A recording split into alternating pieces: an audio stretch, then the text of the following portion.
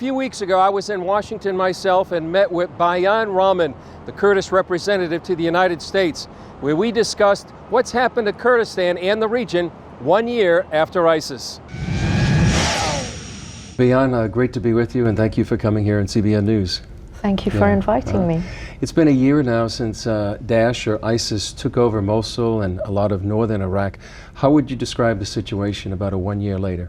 I can say that it's better in that thanks to American airstrikes and to our Peshmerga, the Iraqi Kurdish forces fighting back, we've been able to retake almost all of the Kurdish territory that ISIS took in August last year.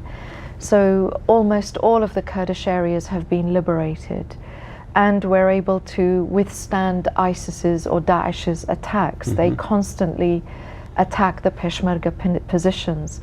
But as I said, with the airstrikes, with the coordination with the US particularly, but also other coalition members, the Peshmerga on the ground, we're able to hold ISIS back. On the humanitarian front, unfortunately, the crisis continues. I'm sure you remember that this time last year, Daesh or ISIS attacked the Christians, the Yazidis and others, and many of them fled to the Kurdistan region. The numbers have just continued to grow and grow, so that today we have about 1.8 million Syrian refugees and Iraqi displaced people in Kurdistan. Many of those displaced people really only have the bare necessities to be able to survive. How would you describe the situation for both the Yazidis and the Christians in terms of Daesh or ISIS and what they've done to those groups? I can't call it anything but genocide. You know, genocide is when one particular religious or ethnic group is picked out for annihilation. They picked out the Christians, they gave them ultimatums. You either convert, you pay a tax, you die, or you'll leave.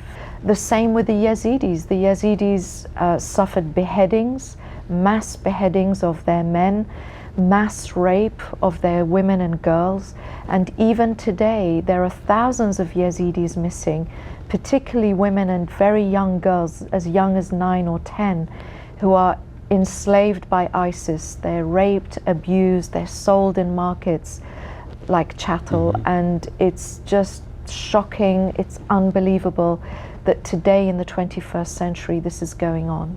Are you getting the kind of weapons and arms that you need to fight ISIS? Well, first I should say thank you to the United States for the weapons that we've received and for the airstrikes and for all the coordination and sharing of intelligence that we have. Without that, Kurdistan region would not be safe, and the Christians, Yazidis and others who have taken shelter with us would not be safe. However, we are asking for more heavy weapons, which we're not getting. We are getting some weapons, we're able to fight ISIS, we're able to keep ISIS at bay.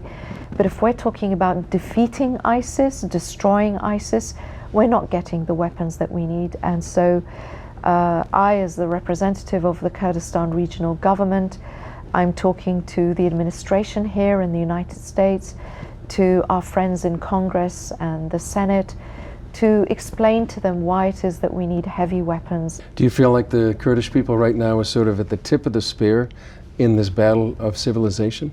I think that we are. We of course have a lot of support. We can't do it on our own. We're very open and clear about that. But absolutely, it's the Peshmerga who are on the front line. In the past year, we have lost close to 1,300 Peshmerga. That's a huge number, that's a huge sacrifice. About 7,000 have been injured, and frankly in Kurdistan we don't have the medical facilities to deal with the kind of injuries that they have. And what do you see looking forward now? When I look at the refugees and the displaced, and particularly the children, I have to say, you can't help but be moved by their plight. And this is what drives all of us to go forward, to think of a better future for them and for all of us. Bayan Rahman, thank you so much for being with us. Thank you. It's very good of you to have me.